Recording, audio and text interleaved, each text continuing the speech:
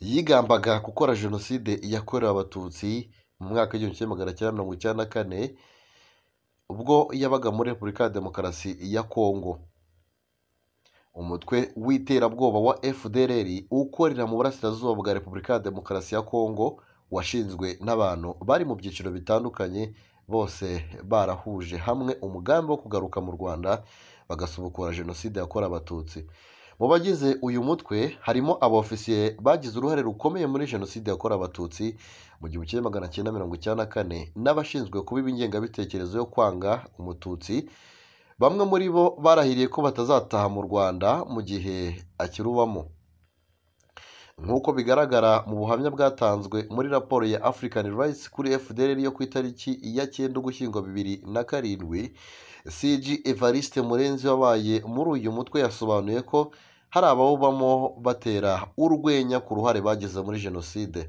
CG Murenzi yagize ati Gakwerere wabaga muri ESO muri Butare yateraga urwenya ko yahaye ibwiriza abasirikare bateye umuryango wa Perefe wa Butare mu gihe cya jenoside Jean Baptiste Habyarimana.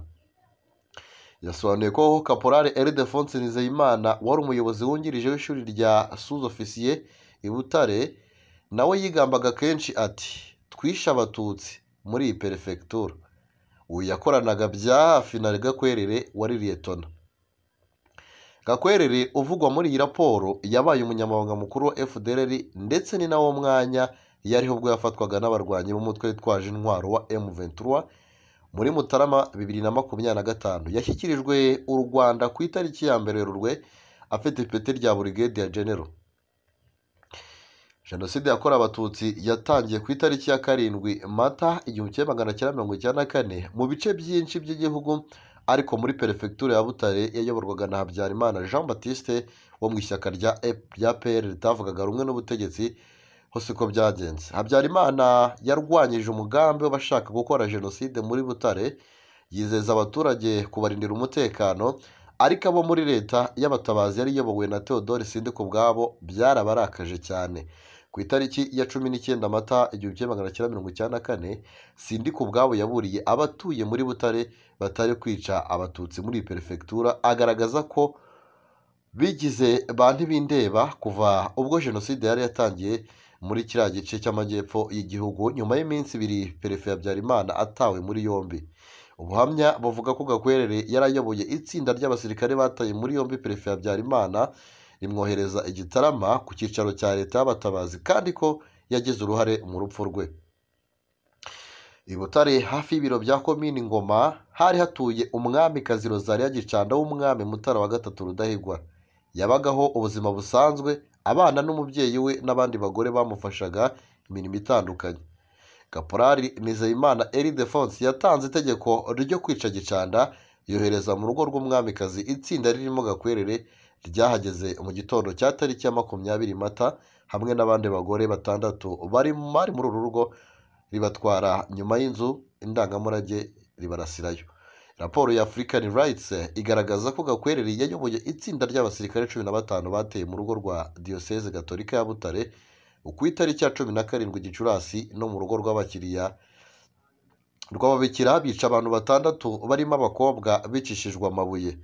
Iperereza ryagaragaje ko yayoboye umutwe w'abasirikare bashya bitwaga New Formula biciye abatutsi benshi kuri bariyeri n'ahandi hantu muri perefegitura ya Butare.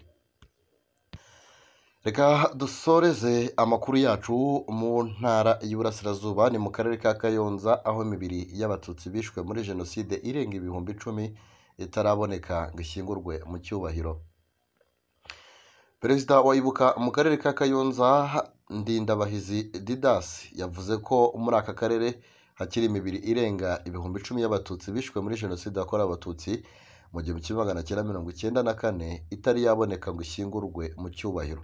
Perezida wa Ibuka mu karere ka Kayonza Ndindabahizi Didas yavuze ko muri aka karere hakiri imibiri irenga 10,000 y'abatutsi bishwe muri jenoside yakorewe abatutsi itaraboneka ngo ishyingurwe mu cyubahiro.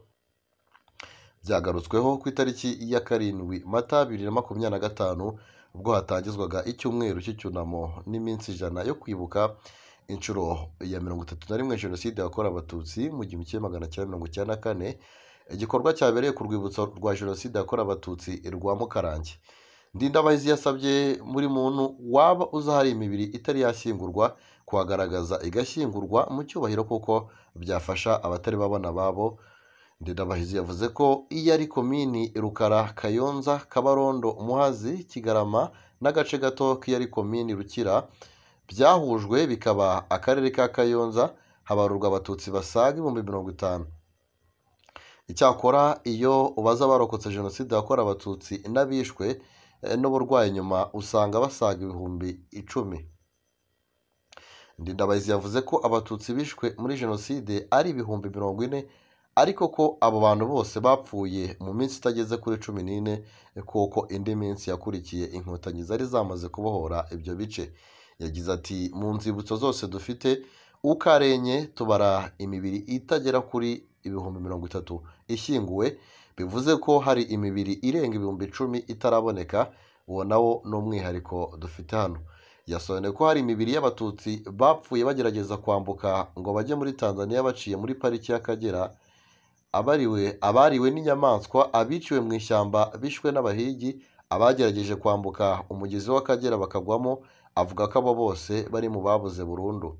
Ati nanone hari imigezi n'inzuzi biri mu karere kacu ka Kayonza n'icyuzi cya Ruramira haroshywemo abantu benshi cyane ku bufatanye n'akarere twafashije kugira ngo bubake.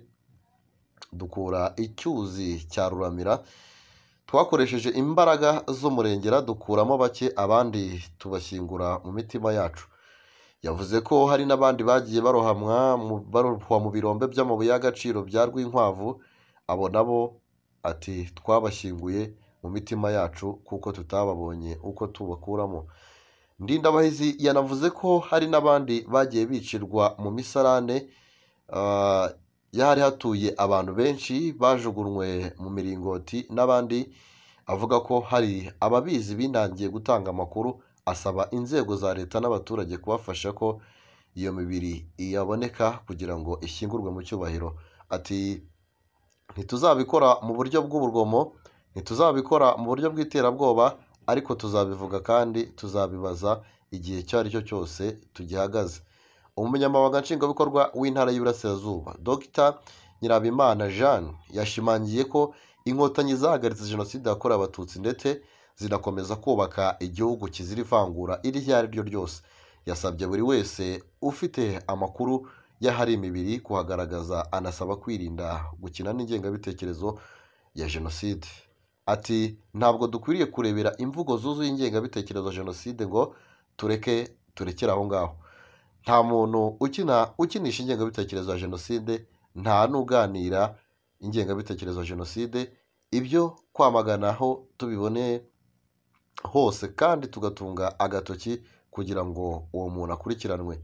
Rutayisire Jean Baptiste warokokeye muri kiliziya ya Mukarange yatanze ubuhamya bw'uburyo interahamwe n'abasirikare bahiciye abantu benshi. Ashimangira ko inkotanyi zamurokoye nyuma yo kumusanga yaratemwe mu mutwe, yaranatewe icumu mu gatuza, ariko zikamuvuza akongera kubaho.